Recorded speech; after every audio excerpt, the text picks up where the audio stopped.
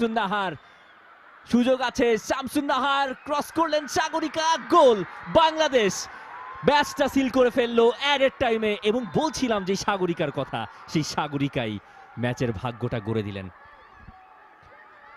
বাংলাদেশের এই মেয়েরা পারে, যখন সবকিছু থাকে ব্যাকফুটে, যখন তাদের খেলা নিয়ে হয় সমালোচনা, তখন নিজেদের সেই পারফরমেন্স দিয়েই মাথার উপর থাকা সেই চাপটা সরিয়ে নিতে পারে তারা। পুরো গ্যালারিতে একজন সাপোর্টার বাংলাদেশের পতাকা ওড়াচ্ছিলেন। এই গোলের পর তিনিও উল্লাস করলেন।